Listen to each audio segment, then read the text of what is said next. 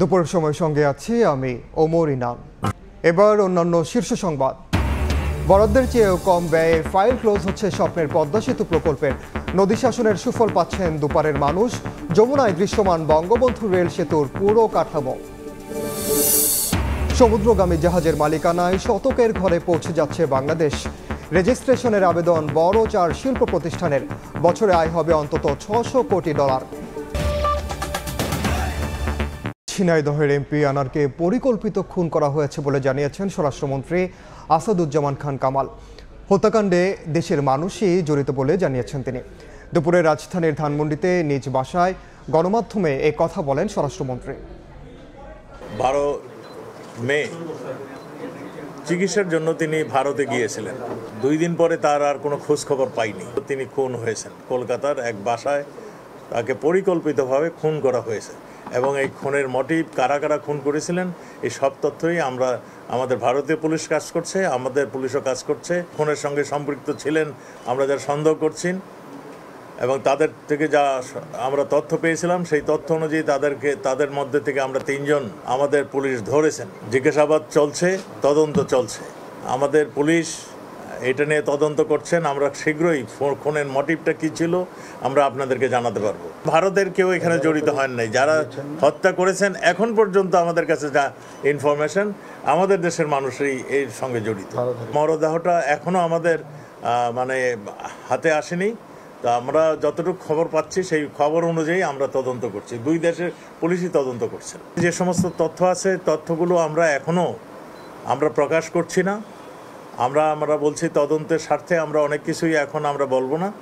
তদন্ত শেষ হয়ে গেলে আপনাদেরকে সব কিছু জানাবো। কেন খুন হয়েছে, কোথায় খুন হয়েছে, কে খুন করেছে, কী ধরনের অস্ত্র দিয়ে খুন হয়েছে সবই আপনাদেরকে জানাবো।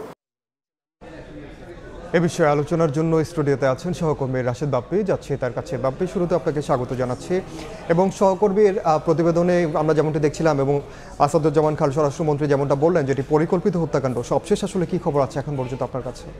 ইরান যদি বলতে হয় তাহলে সংসদ সদস্য আনোয়ার আজিমের যে মৃত্যু বা হত্যাকাণ্ড, এটা নিয়ে কিন্তু এক ধরনের জটলা পাকিয়ে আছে। এখন পর্যন্ত কিন্তু সুস্পষ্টভাবে সব কিছু প্রশ্নের উত্তর কিন্তু এখনও মেলেনি। সুতরাং আমরা একটু সবার আগে ঘটনাস্থলে যেতে চাই। আমাদের সহকর্মী সুব্রত আচার্য আছেন, সুব্রতর কাছ থেকে জানবো। সুব্রত, এখন পর্যন্ত নতুন কি আপডেট তথ্য আপনার কাছে আছে?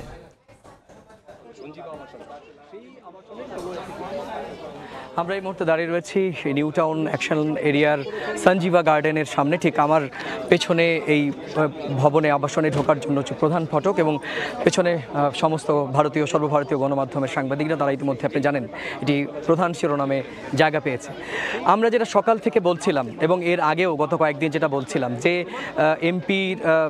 ঝিনাইদহের এমপির নিখোঁজ হয়ে যাওয়ার ঘটনার প্রত্যেকটা ছত্রে রহস্যের আমরা গন্ধ পাচ্ছিলাম এবং যেখানটায় আমরা যেটা পুলিশ সূত্রে জানতে পেরেছি যে পুলিশ যে 2টো মোবাইলের নেটওয়ার্ক ট্র্যাক করে দেখেছিল যে এই সঞ্জীবা গার্ডেনের মধ্যেই তার লাস্ট লোকেশন ছিল এবং তারপর যে পুলিশের তদন্তকারী দল তারা এখানে আসেন, সিসিটিভি খতিয়ে দেখেন এবং সিসিটিভি খতিয়ে দেখে নিশ্চিত হন যে এখানেই এমপি সাহেব এসেছিলেন এবং তিনি এসেছিলেন একা তার সঙ্গে। এবং তারপর একই রকমভাবে তার ফ্ল্যাটে আরও পরপর 3 জন ঢোকেন এবং তার মধ্যে একজন মহিলাও রয়েছেন।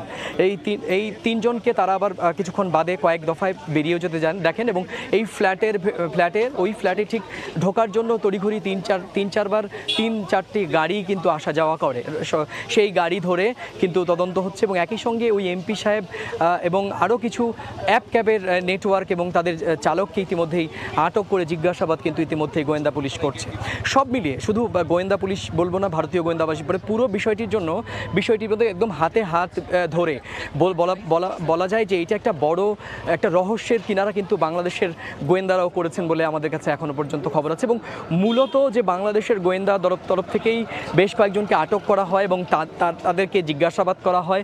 জিজ্ঞাসাবাদ করার পর তারা নিশ্চিত করেন যে হ্যাঁ, এই ধরনের এমপিকে খুন করা হয়েছে এবং তাকে মার্ডার করা হয়েছে এবং তারপর তারা সেই অ্যাড্রেস কোথায় বলেন, নিউ টাউনের দিকে বলেন এবং যেহেতু এর আগেই নিউ টাউনে এই আবাসনেই সবশেষ এমপির মোবাইল ট্র্যাক হয় এবং তারপরে কিন্তু গোয়েন্দারা এখানে আসেন এবং সিসিটিভির ফুটেজ দেখে নিশ্চিত হন যে ঘটনাটি এখানেই ঘটেছে।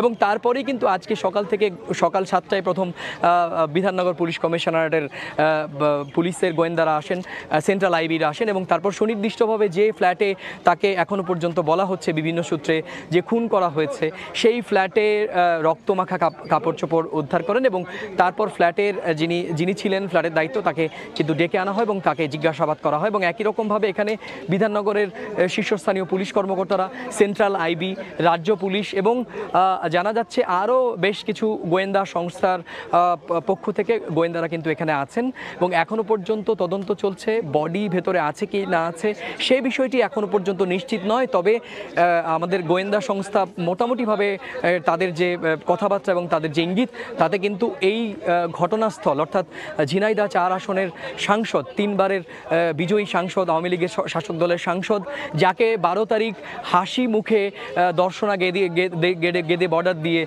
আসতে দেখা যায় এবং সেই ভিডিও ক্লিপও কিন্তু সামনে এসেছে। সেই ঝিনাইদহ 4 আসনের সাংসদ যে এখানেই খুন হয়ে থাকতে পারেন সেটি কিন্তু এখনও পর্যন্ত বেসরকারিভাবে পুলিশের দায়িত্বশীল সূত্র কিন্তু সব গণমাধ্যমের যারা সিনিয়র সাংবাদিক আছেন তারা কিন্তু এখনও পর্যন্ত পরিষ্কার এবং ভারতীয় গণমাধ্যম কিন্তু বিষয়টিকে প্রধান শিরোনামে জায়গা করেছে। দর্শক, আপনাদেরকে জানিয়ে রাখি, আমরা কিন্তু শুরু থেকেই যে বিষয়টি দেখেছি যে তাকে এই এমপির যে দিন থেকে ভারতে প্রবেশ এবং ওই দিন থেকেই প্রবেশের কারণ এবং তারপর বেশ কিছু বিষয়ে গোয়েন্দারা সন্দেহ করছিলেন যে কোনো একটা ঘটনা ঘটেছে। শেষ মেসেজটি 15 তারিখে তার মোবাইল থেকে দেওয়া হয়েছিল, তিনি দিল্লি আছেন, তার সঙ্গে ভিআইপি আছেন। এই মেসেজটা যে তার মোবাইল থেকে তিনি লেখেননি, সে গোয়েন্দারা কিন্তু রহস্যের গন্ধ পাচ্ছিলেন এবং সেই রহস্যের উদ্ঘাটন করতে গিয়ে কিন্তু এখনও পর্যন্ত এই ঘটনা সামনে এলো বলে দাবি করা হচ্ছে সূত্রগুলো থেকে। তো এই ছিল আমার কাছে নিউ টাউনের সঞ্জীবা গার্ডেন্স অ্যাপার্টমেন্ট থেকে ঝিনাইদহ 4 আসনের নির্বাচিত সাংসদ আনোয়ারুল আজিম আনারের এখনও পর্যন্ত সম্ভাব্য মৃতদেহ পাওয়া গেছে বলে যে বেসরকারি সূত্র নিশ্চিত করছে, সে সংক্রান্ত আমার কাছে থাকা সবশেষ তথ্য। অনেক ধন্যবাদ সুব্রত। আমরা সুব্রতের কাছ থেকে যেটি শুনলাম যে এই হত্যাকাণ্ডটি এক ধরনের ঘন কুয়াশার জটলা আছে এবং সেটি পরিষ্কারের চেষ্টা কিন্তু চলছে। ঠিক এই মুহূর্তে রাজধানীর ডিবি কার্যালয় মিন্টো রোডে সংবাদ সম্মেলনে ঠিক এই মুহূর্তে আমাদের সহকর্মী রায়দুল ইসলাম আছেন ডিবি কার্যালয়ে, তার কাছ থেকে শুনবো সেখানকার এখনকার আপডেট। রায়দুল।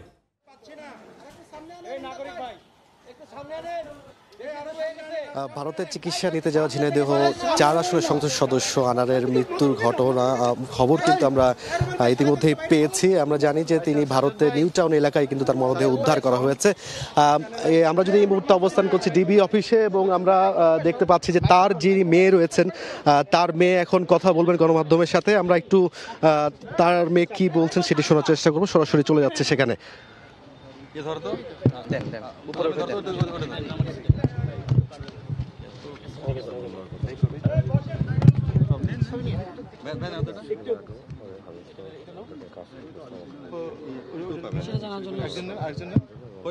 সবাই রেডি?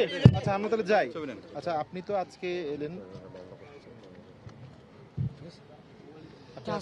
আমি আসলে কথা বলার মানুষের অবস্থা ভালো না, আমরা জানি,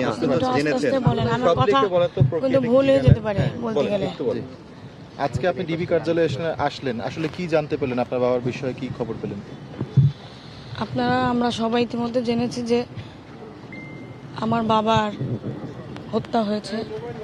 এই বিষয় সম্পর্কে আপনারা নিশ্চয়ই অবগত আছেন। সেই জিনিসটা জানার জন্যই আমি ডিবি প্রধান হারুন আঙ্কেলের কাছে আসছি।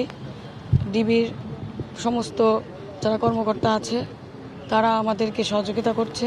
তারা ইতিমধ্যে আপনারা জানেন আসামিও ধরেছে, 5 জন আসামি, তার মধ্যে 2 জনকে তারা অ্যারেস্ট করেছে, বাকিদের তারা ধরার প্রচেষ্টা করতেছে। সেই বিষয়ে আমি হারুন আঙ্কেলের কাছে পরামর্শ করতে আসছি এবং হারুন আঙ্কেলের সহযোগিতায়, তাছাড়া তাদের যারা বাকি কর্মকর্তা আছে সবার সহযোগিতায় বাকি আরও যারা আসামি আছে তাদেরকে ধরার জন্য অনুরোধ করতে বা আমি কথা বলতে এসেছি। যে আমি জানতে এসেছি বিষয়। আমি মামলা করতে এসেছি। হারুন স্যারের সাথে কথা বলেছি, আমার এখানে যে পুলিশ কমিশনার আছে তার সাথে কথা হয়েছে, মাননীয় প্রধানমন্ত্রীর সাথে কথা হয়েছে আমার, সেও আমাকে যথেষ্ট সহযোগিতা করেছে। তার সহযোগিতার মাধ্যমে আজকে আমরা জানতে পেরেছি আমার বাবার কথা। সে এই আসামিদের ধরার জন্য সে আশ্বস্ত করেছেন সে সর্বোচ্চ চেষ্টা করবেন।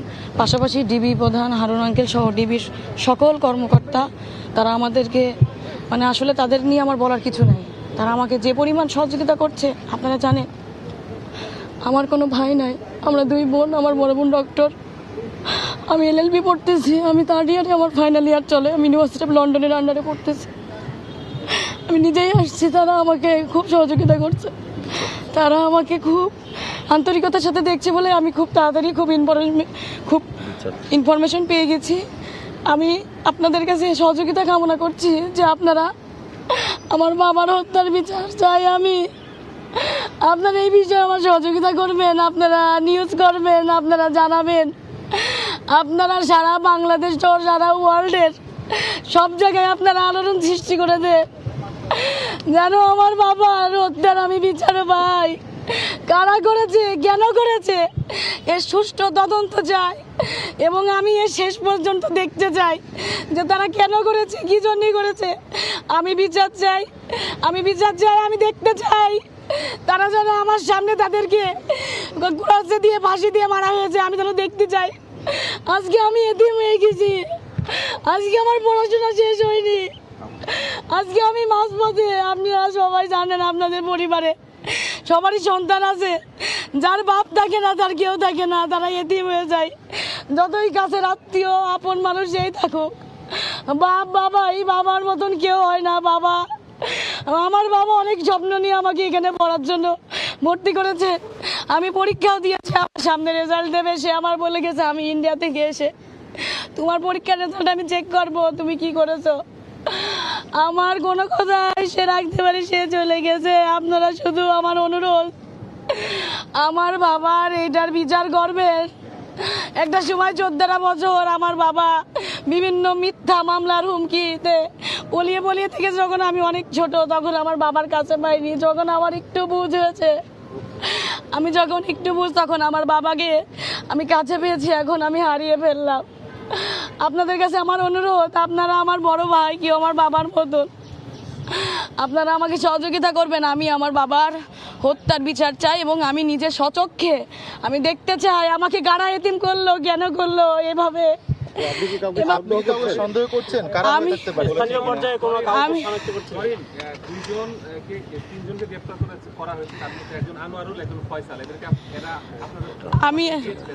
আমি চিনি না কিন্তু আমি চিনতে চাই এবং আমি হারুন স্যারকে আমি বলে এসেছি যে আপনি আইডেন্টিফাই করেন কেন এরকম হলো, কারণ আমি ল পড়তেছি, আমিও কিছু আইনের নিয়ম জানি। আপনি ইনভেস্টিগেশন করুন, আপনি দেখুন তারা কারা, আমাকে চিনান, দরকার আমি চিনতে চাই। আমি প্রকাশ্যে তাদের মৃত্যু দেখতে চাই। আমাকে এভাবে এতিম করে দিল আমার বাবা। আমি ইন্ডিয়াতে যাই নাই। বাবার সাথে আপনার সর্বশেষ কি কথা হয়েছে? আপনার পরিবারের কি কথা হয়েছিল সর্বশেষ? আমার সাথে সর্বশেষ তার ভিডিও কলে কথা হয়। সে বলেছে আম্মু আমি ইন্ডিয়ায় যাচ্ছি, আমি 2 দিনের মধ্যে চলে আসবো। তোমার দাঁতের ডক্টরের কাছ থেকে দেখানোর কথা, তোমার 2 দাঁতের সমস্যা, আমি এসে আমি নিয়ে যাব, তুমি যেও না। তোমার ডক্টর ফোন করলে তুমি বলবা আব্বু ইন্ডিয়ায় গেছে, আব্বু এসে তোমাকে নিয়ে যাবে, তুমি থাকো, আমি আসছি, এই কথা বলে গেছে আমার সাথে। তারপরে আমার সাথে আপনি কাউকে সন্দেহ করছেন? আমি কাউকে সন্দেহ করছি না, কিন্তু কারা এগুলো আমি দেখতে চাই, তারপরে আমি আমার সন্দেহের কথা প্রকাশ করব। আপনার কি সন্দেহ? না, আমি এরকম কোনো কিছু পাচ্ছি না, এরকম কোনো কিছু আমি এখনো পাইনি।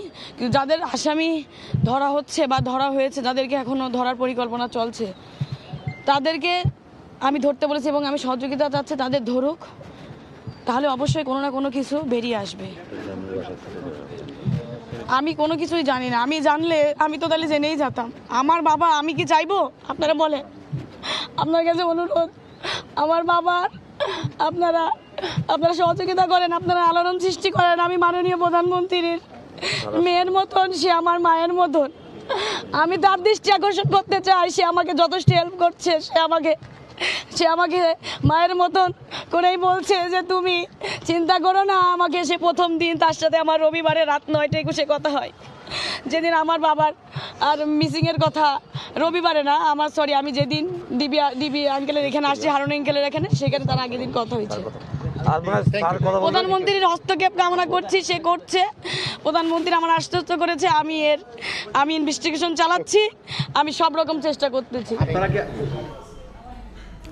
ইনান কান্না জড়িত কণ্ঠে নিহত সংসদ সদস্য আনোয়ারুল আজিমের সন্তান কথা বলছিলেন এবং তিনি যেমনটা বলছিলেন যে ভিডিও কলে সবশেষ কথা হয়েছিল বাবার সঙ্গে এবং বাবা জানিয়েছিলেন দাঁতের ডাক্তার দেখানোর জন্য ভারতে যাচ্ছেন, ফিরে এসে সন্তানের সাথে দেখা করবেন। আসলে আনোয়ারুল আজিম আনার শেষ কবে বাংলাদেশ ছাড়েন, যান কখন, আমরা পুরো বিষয়টি একটু জেনে আসতে চাই।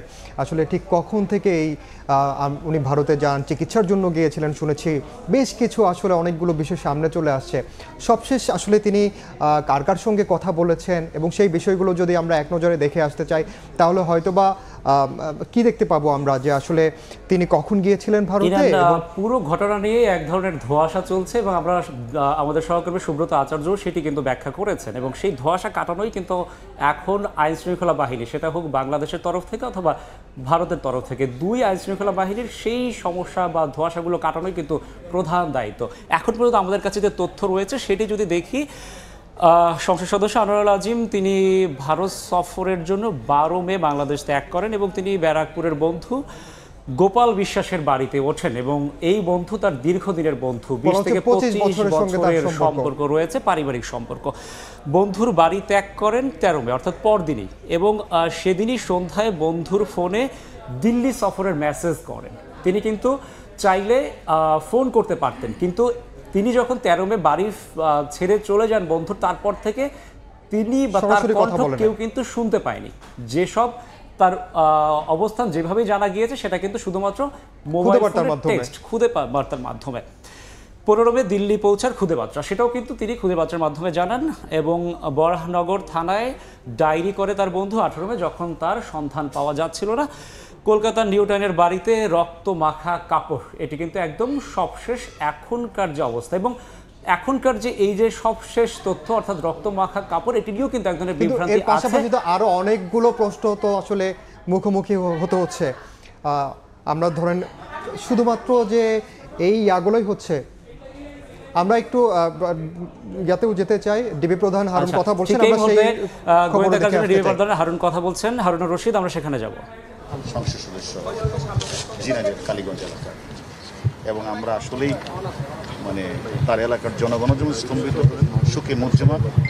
আসলে আমরাও অত্যন্ত এই যে নিষ্ঠুর হত্যাকাণ্ডটা যে আমাদের মাননীয় স্বরাষ্ট্রমন্ত্রী অলরেডি বলেছেন আপনাদের, এই জন্য আমরা মনে করি আমরাও আমাদের তদন্ত যে কাজটা চলছে এটা আসলে স্বাভাবিক কারণেই আমরা অত্যন্ত অধিক গুরুত্ব দিয়ে আমরা কাজটা করছি। কারণ ইনি একজন জনপ্রিয় পার্লামেন্ট মেম্বার, 3 মেম্বার, এলাকার মানুষ ওনাকে জনগণে ভোট দিয়ে উনিকে নির্বাচিত করেছেন। এরকম একটা নিষ্ঠুর হত্যাকাণ্ড আসলে এটার জন্য তো আমরাও আসলে শোকে যে আমরাও তার এটা মনে করেই আমরা কিন্তু আমাদের তদন্তকারী আমাদের তদন্তকারী কর্মকর্তারা কিন্তু কাজ করেছেন এবং নিবিড়ভাবে আমরা ইন্ডিয়ান পুলিশের সাথে কাজ করছি এবং আমাদের কাছে কয়েকজন আছে, তাদের সাথে আমরা প্রতিক্ষণেই কথা বলছি, অনেক তথ্য পাচ্ছি। এই তথ্যগুলি আমরা এখন তদন্তের আপনারা হয়তো আমরা দেখেছেন স্বরাষ্ট্রমন্ত্রী মহোদয় বলেছেন, তদন্তের স্বার্থে আমরা এখন বলতে চাচ্ছি না। আমরা মনে করি যে একজন বাংলাদেশি পার্লামেন্ট মেম্বারকে যেভাবে বাংলাদেশের কিছু অপরাধীরা যেভাবে নৃশংস হত্যা করেছে, আমরা কয়েকজনকে আইনের আওতায় নিয়ে আসছি, বাকি যারা রয়েছে প্রত্যেককে আমরা আইনের আওতায় নিয়ে আসবো এবং বিচারের মুখোমুখি আমরা দাঁড় করাবো। ভাই কিলার কি বাংলাদেশের নাকি হচ্ছে ইন্ডিয়ার, পরিষ্কার করেন মোটিভটা কি? আমরা তদন্তের স্বার্থে, যেটা আমাদের মাননীয় স্বরাষ্ট্রমন্ত্রী অলরেডি আপনাদেরকে বলেছেন, তদন্তের স্বার্থে আমরা আসলে এই মুহূর্তে বলতে চাচ্ছি না। যেহেতু মেয়েটা এসেছেন আমাদের কাছে মামলা রুজু করতে চায়, আমরা আমাদের কাছে হেল্প চাইতে এসেছে, আমরা আজকেই সেই মামলাটা রুজু হবে শেরেবাংলা নগর। হারুন ভাই, অনেকগুলো কনফিউশন তৈরি হচ্ছে, হারুন ভাই অনেকগুলো কনফিউশন তৈরি হচ্ছে বিভিন্ন মাধ্যমে।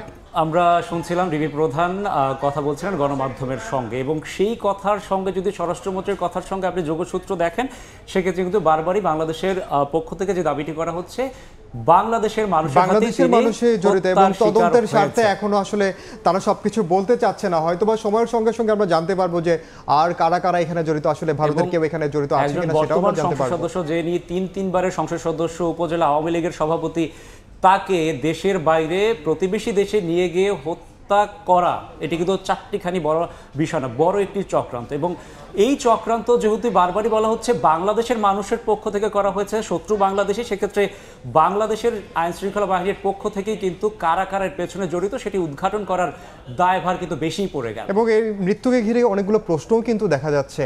সেই প্রশ্নগুলো আসলে কি এখন পর্যন্ত আমাদের সামনে কি প্রশ্ন আছে যে তার মৃত্যুকে ঘিরে, যেই প্রশ্নগুলোর উত্তর আসলে সাধারণ মানুষের জানা দরকার, আসলে হয়তো বা সেক্ষেত্রে জানা যাবে। বলেছেন বেশ কয়েকটি প্রশ্ন ঘুরপাক খাচ্ছে, সেই প্রশ্নগুলো যদি আমরা দেখি সেক্ষেত্রে আমরা শুরুতেই যে বিষয়টি নিয়ে আলোচনা উঠছে সেটি হচ্ছে কেন সঙ্গীহীন ফারোজ সফর, তিনি একা কেন গেলেন, সঙ্গে কেন একটি মাত্র হ্যান্ডব্যাগ, পাশাপাশি সীমান্ত অতিক্রমের 1 মিনিটের ভিডিও কে করলো। আপনি যদি দেখেন সীমান্ত অতিক্রম করার সময় 1 মিনিটের মতো একটি ভিডিও ছিল, সেই ভিডিওটি কেন করা হবে, কে করেছেন, কিভাবে সেই ভিডিও গণমাধ্যম বা প্রকাশ্যে এলো সেটি নিয়েও কিন্তু এক ধরনের প্রশ্ন হচ্ছে। রহস্যময় গাড়িটি কার? আমরা যে বিষয়টি বলছি, ব্যারাকপুরের বন্ধু গোপাল বিশ্বাসের বাড়িতে তিনি উঠেছিলেন এবং 13 মে যখন তিনি সেই বাড়ি ছেড়ে বেরিয়ে যান তখন তিনি একটি রহস্যময় গাড়িতে চড়েছেন।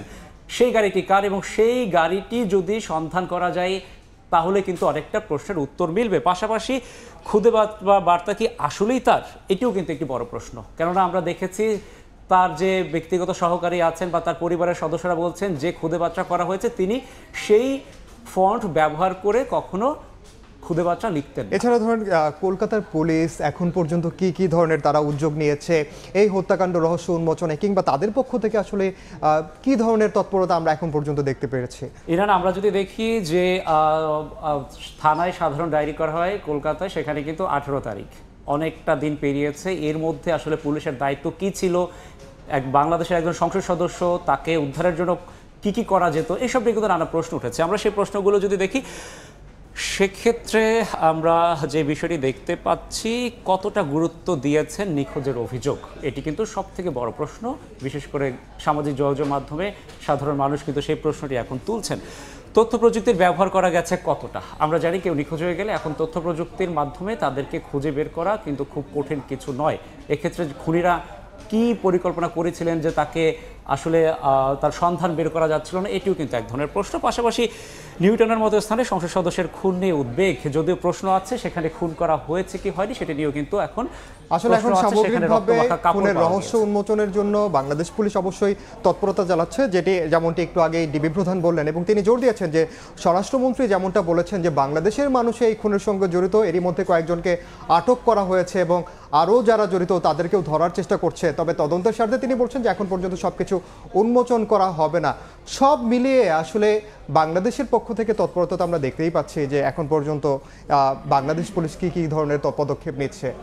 হ্যাঁ ইনান, আবার ঠিক এই মুহূর্তে কিন্তু ঝিনাইদহের যে 4 সংসদীয় আসন সেখানে কিন্তু শোকের আবহাওয়া বইছে। আমরা একটু সেখানে যাব, আমাদের সেখানকার সহকর্মী লোটাস রহমান সোহাগ, এখনকার অবস্থা কি একটু আপনার কাছ থেকে জানবো সোহাগ।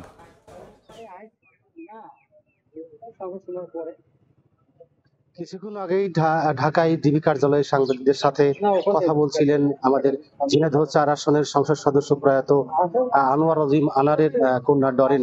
আমরা দেখেছি তার কান্না, তার মায়া, তার আহাজারি আমরা দেখেছি। তিনি কিন্তু দাবি করেছেন তার বাবার হত্যার সাথে জড়িত যারা তাদের খুঁজে বের করতে, তার কারণ খুঁজে বের করতে কিন্তু তিনি প্রধানমন্ত্রীর কাছে কিন্তু দাবি করেছেন। শুধু ডরিন নয়, ঝিনাইদহের এবং ঝিনাইদহের সর্বস্তরের মানুষ কিন্তু এখন চেয়ে আছে এমপি আনোয়ারুল আজিম আনারের মরদেহ কখন আসবে। তার হত্যার কারণ কিন্তু তারা জানতে চায়, কি কারণে তাকে হত্যা করা হলো, কেনই বা তাকে হত্যা করলো এবং কারা হত্যা করলো। এই ঘটনার পুরোটা কিন্তু ঝিনাইদহের মানুষ জানতে চায়, কেন তাকে হত্যা করা হয়েছে। আমি সকাল থেকে আমরা এসে দেখেছি ঝিনাইদহের এই যে কালীগঞ্জের তার রাজনৈতিক কার্যালয় এবং বাসভবন, সেই বাসভবনে কিন্তু নেতাকর্মীরা বিভিন্ন এলাকা থেকে কিন্তু এসেছেন তাদের প্রিয় নেতার বাড়িতে এসেছেন, তার পরিবারের একটু সহমর্মিতা দেখানোর জন্য।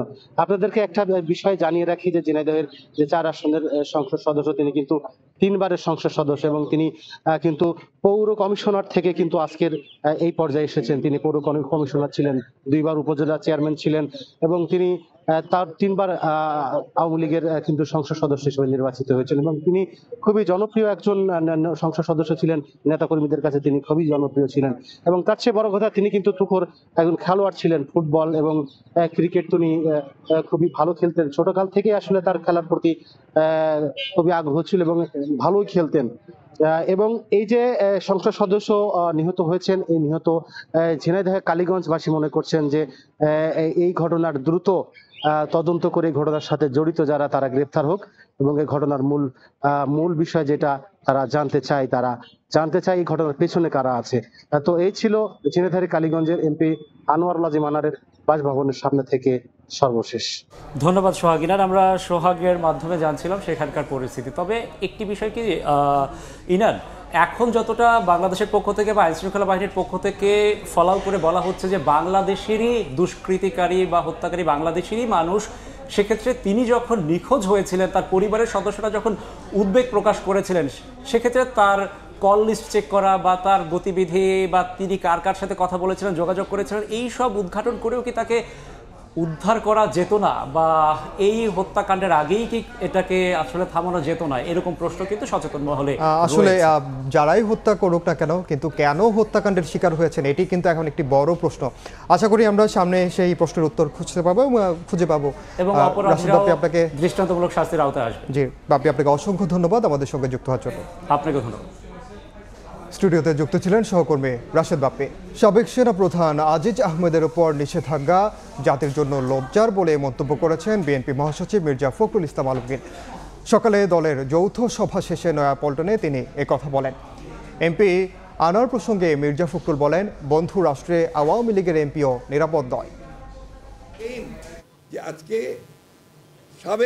দুর্নীতির অভিযোগে সাবেক সেনাপ্রধান জেনারেল আজিজ আহমেদ ও তার পরিবারের ওপর যুক্তরাষ্ট্রের নিষেধাজ্ঞা নিয়ে সরব বিএনপি। বুধবার দলের যৌথ সভা শেষে বিএনপির মহাসচিব মির্জা ফখরুল ইসলাম আলমগীর বলেন, আজিজের ওপর নিষেধাজ্ঞা জাতির জন্য লজ্জার। বাংলাদেশেই দেখুন কত বড় লজ্জার কথা, সেইম যে আজকে সাবেক সেনাপ্রধানকে আমেরিকা থেকে স্যাংশন দেওয়া হয়েছে, যেটা আমাদের জন্য জাতির জন্য অত্যন্ত লজ্জাকর। দায়ী সম্পূর্ণ হয় সরকার। তারা সেনাবাহিনীকে অন্যায়ভাবে ব্যবহার করার চেষ্টা করার কারণেই আজকে এই ঘটনাটা ঘটেছে। সেনাবাহিনী হচ্ছে আমাদের একটা সবচেয়ে ভরসার স্তর, একটা প্রতিষ্ঠান। সেই সেনাবাহিনীকে আজকে যদি এইভাবে তাদের কারণে, সরকারের কারণে তাকে হেয় প্রতিপন্ন করা হয়, সেটা কখনোই এই দেশের মানুষ মেনে নেবে না। মির্জা ফখরুল আরও বলেন, র্যাবের ওপর নিষেধাজ্ঞার পরও শিক্ষা নেয়নি সরকার, উল্টো পদোন্নতি দেওয়া হয়েছে। আজিজ আহমেদের ওপর নিষেধাজ্ঞার জন্য সরকারকে দায়ী করেন তিনি। র্যাবের যে সমস্ত কর্মকর্তার উপরে আপনার নিষেধাজ্ঞা আসলো, তারা তো কোনো শিক্ষা নিলেন না, এবং আপনার পুলিশ বাহিনীর তারা আইজিও হলেন, তাদের মধ্যে একজন আপনার আইজিও হয়ে গেলেন, এখনো বোধহয় আইজি আছেন। এটার জন্য দায়ী সম্পূর্ণভাবে এই শাসক গোষ্ঠী সরকার, তারাই তাদেরকে কাজে ব্যবহার করেছে। সেই জন্যই আপনার এদেরকে সরিয়ে দেওয়া ছাড়া, জনগণের সরকার প্রতিষ্ঠা ছাড়া কোনো বিকল্প নেই, ওটাই একমাত্র পথ। কলকাতায় ঝিনাইদহের এমপি খুনের বিষয়ে বিএনপির মহাসচিব বলেন, বন্ধু রাষ্ট্রে আওয়ামী লীগের এমপিও নিরাপদ নয়। খুনের নেপথ্যে দুর্নীতি কিনা এ নিয়ে জনমনে প্রশ্ন রয়েছে বলেও মনে করেন তিনি। সংসদ সদস্য বিদেশে গিয়ে নিখোঁজ হয়ে গেলেন, তার কোনো খবর তারা দিতে পারলেন না পারলেন বাংলাদেশ সরকার, না পারলেন বন্ধু রাষ্ট্র তাদের ভারত। আফজাল হোসেন, সময় সংবাদ, ঢাকা। আজ বুদ্ধ পূর্ণিমা। বৌদ্ধ ধর্মাবলম্বীদের প্রধান এই উৎসবকে ঘিরে রাজধানী সহ সারা দেশের উপাসনালয়গুলোতে চলছে ভক্তদের প্রার্থনা, শোভাযাত্রা সহ নানা আয়োজন। এদিকে আইন শৃঙ্খলা বাহিনী জানিয়েছে উৎসব নির্বিঘ্নে পালনের জন্য নেওয়া হয়েছে সব ধরনের প্রস্তুতি। ২৫০০ বছর আগে বৌদ্ধ ধর্মের প্রবর্তক গৌতম বুদ্ধের জন্ম, বোধিজ্ঞান ও মৃত্যু বৈশাখী মাসের পূর্ণিমায়। এই দিনকে স্মরণ করেই পালন করা হয় বৌদ্ধ ধর্মের প্রধান উৎসব বুদ্ধ পূর্ণিমা। তিনি বলে গেছেন অহিংসার কথা, জীবনভর মানুষকে দিয়েছেন ত্যাগের শিক্ষা। দিনটি উপলক্ষে রাজধানীতে আয়োজন করা হয়েছে নানা কর্মসূচির। ভক্তদের আনাগোনা থাকে উপাসনালয়গুলোতে। আয়োজনের অংশ হিসেবে শাহবাগ জাতীয় জাদুঘরের সামনে শোভাযাত্রা বের করা হয়, সেটি শেষ হয় জাতীয় শহীদ মিনারে গিয়ে। গৌতম বুদ্ধের জন্মতিথিতে শোভাযাত্রায় অংশ নেওয়া ভক্তদের চাওয়া, বন্ধ হোক বিশ্বব্যাপী চলা যুদ্ধ বিগ্রহ। আজকের অশান্ত বিশ্বে মহামতি গদ্যের শান্তি এবং কল্যাণের বার্তা আজকে অত্যন্ত প্রয়োজন। যা করি সম্মিলিতভাবে প্রার্থনা করি, সমবেত প্রার্থনা করি বিহারে গিয়ে বৌদ্ধরা খুব জাঁকজমকপূর্ণভাবে আমরা পালন করি এবং চেষ্টা করি সবাইকে নিয়ে। এইবারে যেন সবাই ভালো থাকি মঙ্গল কামনা করতেছি। এর আগে আলোচনা সভায় যোগ দেন ধর্ম প্রতিমন্ত্রী ফরিদুল হক খান। তিনি বলেন, বর্তমানে প্রয়োজন পারস্পরিক সম্প্রীতি বজায় রাখতে বুদ্ধের আদর্শকে ধারণ করার। মহামতি বুদ্ধের বাণী হলো জগতের সকল প্রাণী সুখী হোক। 2500 বছর আগে যে কথা বলেছেন, আজকে সমাজে সেই কথাটা কতটুকু আমাদের জন্য প্রয়োজন এটা আমরা নিজেরা উপলব্ধি করতে পারছি। এদিকে বুদ্ধ পূর্ণিমা উপলক্ষে জাতীয় বৌদ্ধ মন্দিরে সার্বিক আইনশৃঙ্খলা ও নিরাপত্তা ব্যবস্থাপনা নিয়ে আলোচনা সভায় অংশ নেন আইজিপি। তিনি বলেন, এই উৎসব নির্বিঘ্ন করতে আইনশৃঙ্খলা বাহিনী তৎপর রয়েছে। সকল ধর্মের মানুষ মেলবন্ধনে এখানে চমৎকার ধর্মীয় সম্প্রীতি বিরাজ করছে। উৎসব পালনে সারা দেশে প্রয়োজনীয় সহযোগিতা দিচ্ছি।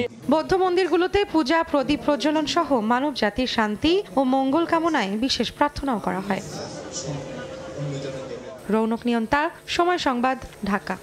আসছে বাজেটেও ঘাটতি মেটাতে থাকছে বিদেশি অর্থায়ন নির্ভরতা। যদিও একে ইতিবাচক বলছেন অর্থনীতিবিদরা। তাদের যুক্তি, এতে মিলবে কম সুদের ঋণ। এদিকে অভ্যন্তরীণ উৎসের ওপর থেকে সরকারি ঋণের চাপ কমিয়ে তা বেসরকারি খাতে বিনিয়োগের দাবি উদ্যোক্তাদের। ইয়ানুর সিফাতের রিপোর্ট।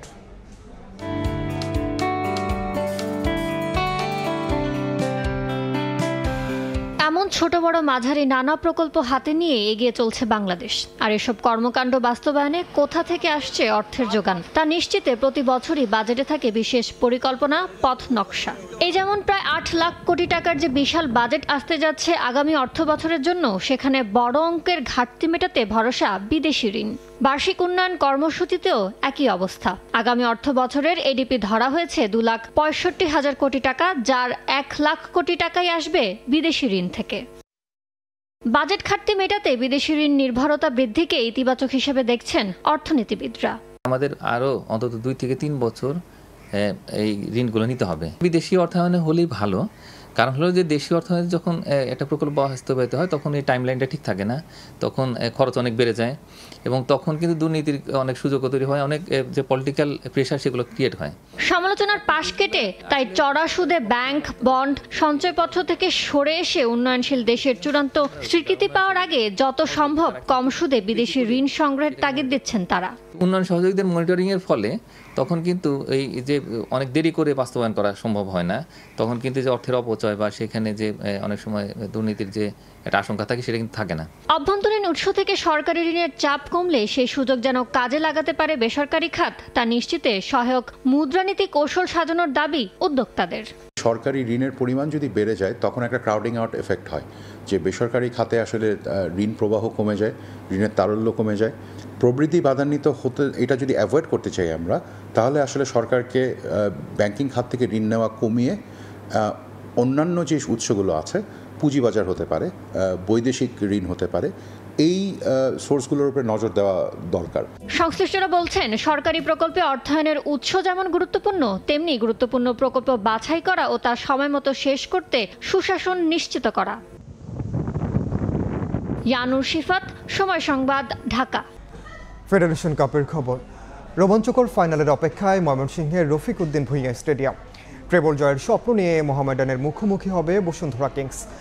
আজ ম্যাচ শুরু হবে বিকাল 3টায়। বরাবরের মতো এবারের মৌসুমেও প্রিমিয়ার লিগে একক আধিপত্য ছিল বসুন্ধরা কিংসের। তারকা সমৃদ্ধ দলটা 3 ম্যাচ হাতে রেখেই জিতেছে নিজেদের 5ম শিরোপা। এবার ট্রেবল জয়ের লক্ষ্য তাদের। ফেডারেশন কাপ জিতে আশা পূরণ করতে চায় কিংস। প্রতিপক্ষ টুর্নামেন্টের অন্যতম সফল দল মোহামেডান। বর্তমান চ্যাম্পিয়ন ও সাদা কালোরা, তাই হাড্ডাহাড্ডি লড়াইয়ের আভাস পাওয়া যাচ্ছে ম্যাচের আগে।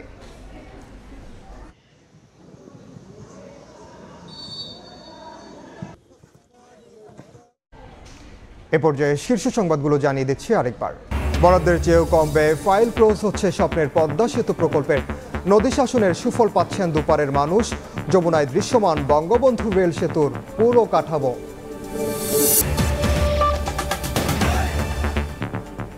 এই ছিল দুপুরের সময়ে। এরপর বিভাগীয় সময়ের সঙ্গে থাকবেন সহকর্মী ছোয়া খন্দকার। ধন্যবাদ ইনান। বিভাগীয় সময় নিয়ে ফিরছি কিছুক্ষণ পর, সঙ্গেই থাকুন সময়ের।